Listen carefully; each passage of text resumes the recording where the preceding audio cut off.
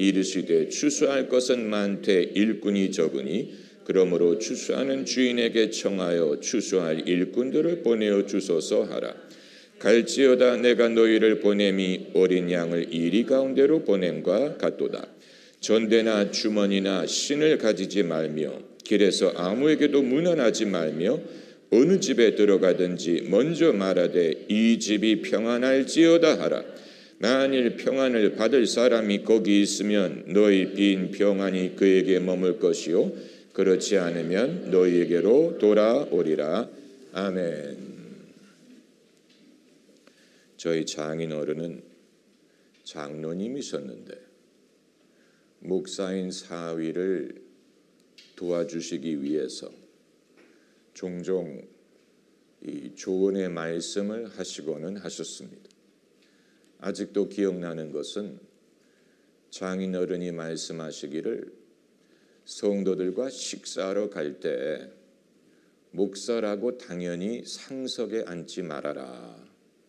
젊은 목사가 연세든 성도님들과 식사한다면서 당연하다는 듯이 상석에 앉는 것이 보기에 좋지 않다.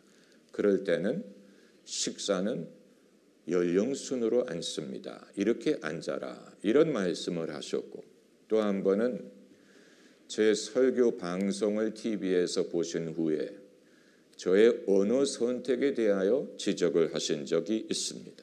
장인어른 말씀하시기를 설교는 하나님의 말씀을 선포하는 것이기 때문에 목사의 의견, 목사의 생각, 심지어 목사의 믿는 것을 말하는 자리가 아니다. 그러므로 이렇습니다. 이런 것입니다. 이렇게 말을 해야지 이런 줄 믿습니다.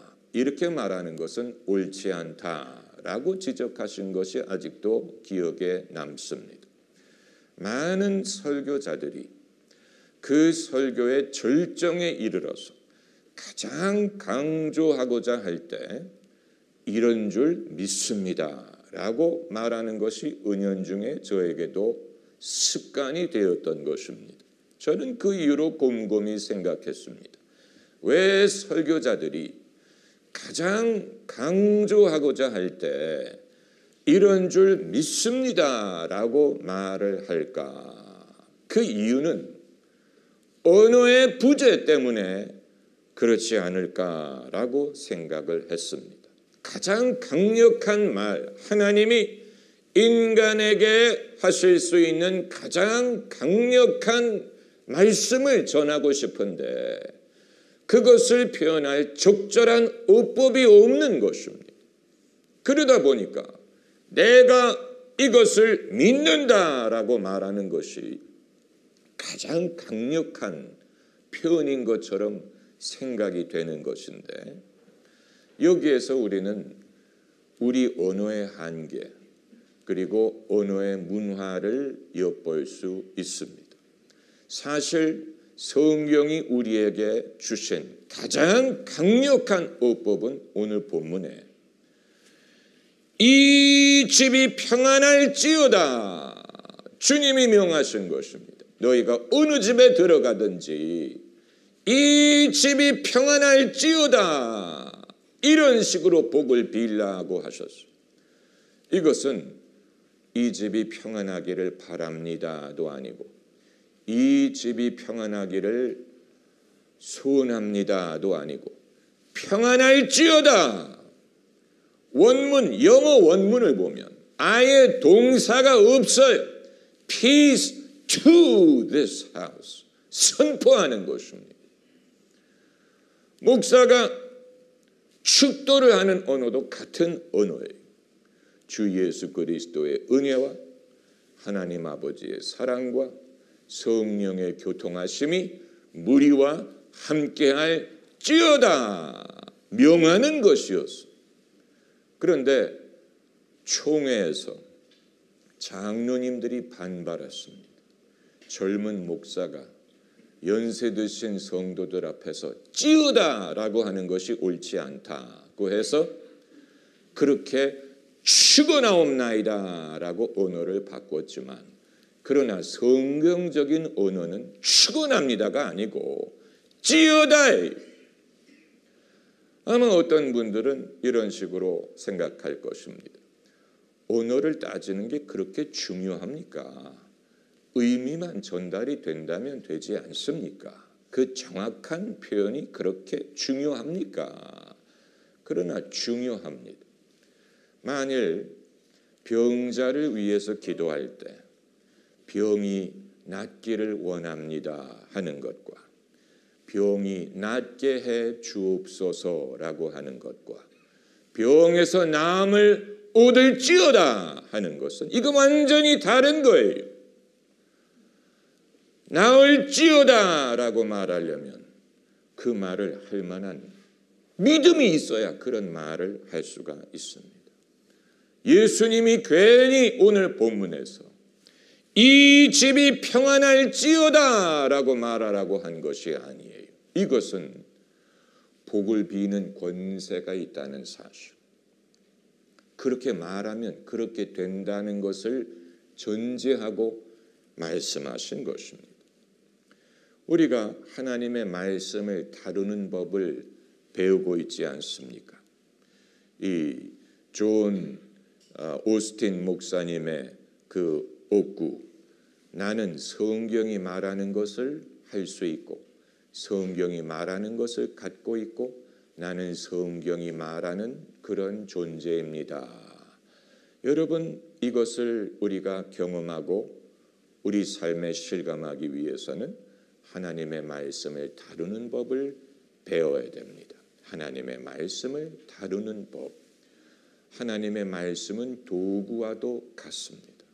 그냥 우리가 들을 대상, 배워야 될 대상인 것뿐만이 아니고 우리가 사용해야 될 도구의 하나님의 말씀을 사용하는 법을 배워야 됩니다. 사도 바울은 성경 말씀을 칼에 비유했습니다.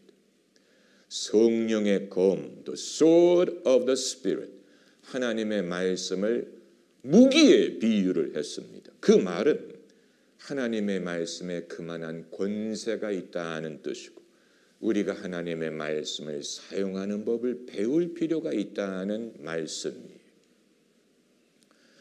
우리가 성경을 읽을 때 유념해야 되는 것은 하나님이 당신의 뜻을 이미 분명하게 밝히셨을 때 우리가 그것을 그대로 받아들여야지 소위 겸손이라는 명분으로 소위 소박하다는 명분으로 내 생각을 거기에 넣어서 내 경험에 비추어서 내 감정에 비추어서 하나님의 말씀에는 이미 이루어진 것에 대하여 이미 당신의 뜻을 밝히 보여주신 것에 대하여 마치 내가 의문을 제기하는 식으로 반응하면 안 된다라는 사실이. 그 예로 요한복음 14장에 예수께서 말씀하시기를 내가 아버지께 구하겠으니 그가 너희에게 보혜사를 주시리라. 성경 다루는 법을 배우기 위해서는 이러한 구절을 읽을 때 그대로 읽어야 됩니다. 여기서 예수님이 말씀하신 것입니다. 내가 아버지께 구하겠으니 그가 너희에게 보혜사를 주시리라. 이미 정해진 일이 아버지와 아들이 이미 결정한 것입니다. 이미 예수님이 쇼부를 본 것입니다. 아버지와 아들 사이에 이미 정해진 것입니다. 예수님 말씀이 내가 아버지께 구하겠다. 그가 너희에게 성령을 주시리라. 이미 정해진 것입니다. 하나님은 당신의 뜻을 이미 분명하게 나타내신 것입니다. 그런데 우리가 이런 구절을 읽고 성령을 받으면 좋겠네. 보혜사를 받으면 좋겠네. 그런데 나는 자격이 없어. 주실까? 이렇게 생각한다면 이것은 하나님의 말씀에 대한 불신이요. 하나님에 대한 도전이 이미 뜻을 밝히 보이셨어. 여기에는 되돌릴 수 없는 의지. 예수님이 구하신다고 했고 아버지가 주시리라고 했어요. 그러면 아멘, 아멘, 그리 되리이다. 그대로 될 줄 믿습니다. 이래야 되는데 우리는 내 경험, 내 감정, 나의 자격지심, 나의 무지함, 불신의 관점에서 누구는 보혜사를 받았다는데, 누구는 성령을 받았다는데 나는 자격이 없고 나는 못 받았어, 못 받을 것 같아. 천만의 말씀. 그건 하나님에 대한 모독이에요. 이미 당신의 뜻을 분명히 나타내셨잖아요. 내가 구하겠으니 그가 보혜사를 주사 너희와 함께 있게 하실 것이다. 그리고 또 우리가 잘 아는 요한복음 3장 16절에 하나님이 세상을 이처럼 사랑하사 독생자를 주셨으니 이는 그를 믿는 자마다 멸망치 않고 영생을 얻게 하려 하심이라. 여기에서 하게 하심이란 말은 목적을 말씀하신 것인데 하나님이 세우신 목적은 희망사항이 아니고 그대로 된다는 뜻이에요. 희망사항을 말하는 게 아니 영생을 얻기를 바란다. 영생을 얻기를 바라는 마음으로 그렇게 하셨다가 아니고 믿으면 영생을 얻게 하셨다. 이미 이루어진 일을 말하는 것입니다. 우리가 하나님의 말씀을 다루는 법을 배운다는 것은 이런 구절을 읽을 때 이렇게 이미 하셨구나, 배려하셨구나, 이루셨구나, 내가 믿어야 되겠구나, 그대로 되는구나, 아멘. 말씀대로 내가 믿으니 내가 멸망치 않고 영생을 얻으리이다. 이게 올바른 반응이에요. 만일 이런 성경 구절을 여러 번 들어봤음에도 불구하고 자신의 개인적인 감정, 경험, 자신의 자격지심, 죄의식, 의구심 이런 것 때문에 나도 구원을 받을 수 있을까? 구원을 받으면 좋겠는데 그렇게 될 수 있을까라고 말한다면 그 사람은 겸손한 것도 아니고 그 사람은 온유한 것도 아니고 무지한 것이고 믿지 않는 것입니다. 하나님이 당신의 의지를 분명히 나타내셨어요. 우리는 그대로 믿는 것입니다. 조영기 목사님이 1986년에 뉴욕에 오셔서 뉴욕 전도 집회를 인도하실 때 제가 그분의 설교를 굉장히 인상 깊게 듣고 그 내용을 아직도 기억을 합니다. 그분이 드신 예화 중에 어떤 남자아이가 자기 누나의 생일 선물로 뱀을 선물로 했다는 거예요. 뱀을 선물로 주는 동생이 있습니까? 그런데 그 뱀이 그 누나의 손을 물었어요. 독이 든 뱀이었어요. 그래서 이 누나가 금방 몸이 퉁퉁 붓고 이제 언제 죽을지 알 수 없는 상황이 되었다는 것입니다. 그런데 이 누나는 평소에 교회를 다니지 않지만 어렸을 때 주일학교를 갔다가 우연히 마가복음 16장에 있는 말씀을 들었어요. 우연히 들은 거예요. 그게 기억이 난 거예요. 마가복음 16장에 나를 믿는 자에게는 이런 표적이 따르리니 저들이 내 이름으로 귀신을 내쫓고 새 방언을 말하고 손으로 뱀을 짚고 무슨 독을 마실지라도 해를 받지 아니하며 병든 자에게 손을 얹은즉 나으리라. 이 성경 구절이 기억이 나더라는 거예요. 주일학교 다녔을 때 주워 들은 말인데 그 구절이 기억이 나서 그 구절을 붙들고 기도를 했다는 것입니다. 하나님, 제가 평소에 교회를 다니지 않지만 하나님 말씀에 이런 말씀이 있지 않습니까? 믿는 사람은 손으로 뱀을 짚는다고 했고 독을 마실지라도 해를 받지 않으리라고 했으니 이 말씀대로 나를 고쳐달라. 그랬더니 정말 퉁퉁 부었던 몸이 회복되면서 생명을 건졌다.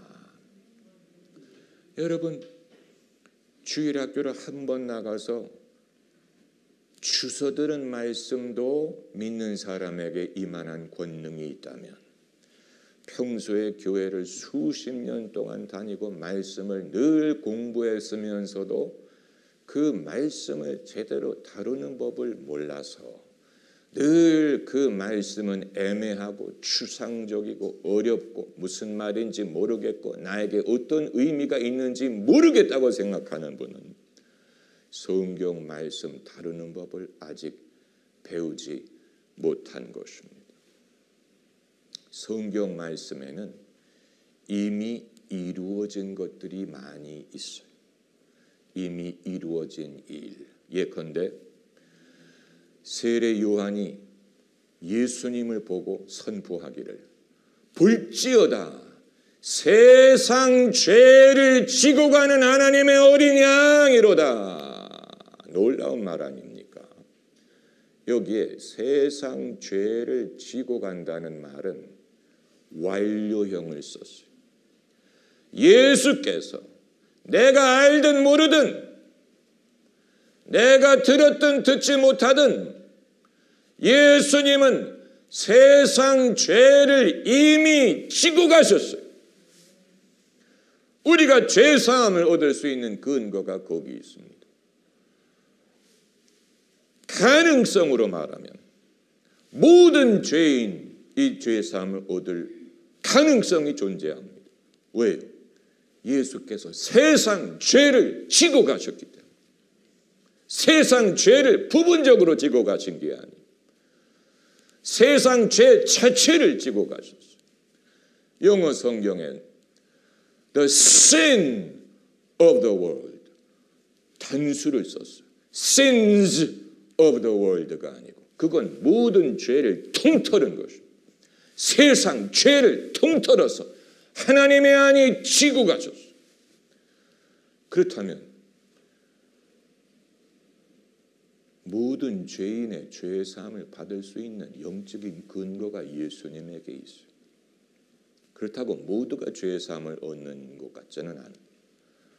예수님을 믿고 신뢰하고 따르고 그렇기 때문에 우리가 예수님을 믿는 것이 아닙니까? 할렐루야. 할렐루야. 그렇기 때문에 우리는 하나님의 말씀을 사용하는 것을 부끄러워하면 안 됩니다. 많은 사람들이 오늘 본문에 있는 것처럼 이 집의 복이 평안할지어다 이런 말 하는 것을 주저합니다. 창피하게 민망하게 생각합니다. 내가 누구라고? 내가 누구 건데 찌어다를 하겠느냐. 그러나 여러분 예수님이 병자를 고치실 때 명령하셨다는 사실을 아세요? 내 상을 들고 일어나라 명령하셨어요. 보라 했더니 맹인이 봤어요. 제자들도 그것을 그대로 배워서 미문가에 앉은 뱅이에게 베드로와 요한이 나사렛 예수의 이름으로 일어나라 일어나기를 바랍니다라고 하지 않았어요. 일어나게 해주세요라고 하지 않았어요. 일어나라라고 했어요. 명령했어요. 그랬더니 일어났어요. 이것이 하나님의 말씀을 다루는 것이죠. 하나님의 말씀은 그대로 됩니다. 우리에게 당신의 말씀을 사용할 권세를 주셨어요. 할렐루야. 그래서 마가복음 16장에도 병든 자에게 손을 얹은 즉 나으리라고 했죠. 나을 수도 있다고 하지 않았어요. 낫으면 좋겠다라고 하지 않았어요. 손을 얹은즉 나으리라. 그렇다면 우리는 그대로 믿어야 돼요. 그대로 믿고 손을 얹어야 돼. 병든 자에게 손을 얹은즉 나으리라. 나으리라고 했으니 나을 줄 믿는 것. 왜 내가 평소에 믿음으로 행하지 못하는가 하는 이유를 여기에서 엿보는 것입니다. 우리는 늘 주저하고 내가 누군데, 내가 누구라고. 누구긴 누구예요? 말씀을 믿는 사람이지. 누구긴 누구예요? 베드로가 누구였는데 일어나라 하니까 일어납니까? 여기 본문에 70명이 누구라고? 평강이 있을지어다 하니까 평강이 있다는 얘기입니까? 믿는 사람이 임자. 믿는 사람이 임자. 그러므로 말씀을 다루는 법을 배우기 위해서는 몇 가지 단계가 필요한데, 첫째는 하나님의 말씀에 절대적인 우선순위를 둔다. 둘째는 하나님의 말씀에 내 생각을 맞춘다. 세 번째는 하나님의 말씀을 내 입으로 시인한다. 그리고 네 번째는 그 말씀대로 될 줄을 믿는다. 아주 단순. 하나님의 말씀에 절대적인 우선순위를 둔다. 내 생각을 하나님의 말씀에 맞추는 법을 배운다. 내 입으로 하나님의 말씀을 시인한다. 그리고 하나님의 말씀은 말씀대로 될 줄을 믿는다. 할렐루야, 할렐루야. 기도하십시다. 할렐루야. 이 시간에 몸에 병이 있는 분들, 또 몸에 건강의 문제를 가지고 같이 온 가족분이 옆에 있으면 가족의 몸에 손을 얹으세요. 어깨에, 팔에 손을 얹고, 자기가 아픈 분은 자기 몸에 손을 얹으세요. 여기에 없는 사람이 있으면 가슴에 손을 얹고, 아버지여, 할렐루야, 병 고치는 하나님의 능력이 주님과 함께 하였다고 하였으니 예수님의 이름으로 제가 손을 얹고 믿음으로 간구하오니 그 능력이 이 시간에 역사하게 하사 오랫동안 고치지 못했던 질병이 동이 서에서 먼 것처럼 떠나가게 하시고 이 병이 그치게 하시고 병으로 말미암은 환난이 끝나게 하시고 아버지여 예수의 이름으로 나음을 얻게 하옵소서. 함께 통성으로 기도하시기 바랍니다.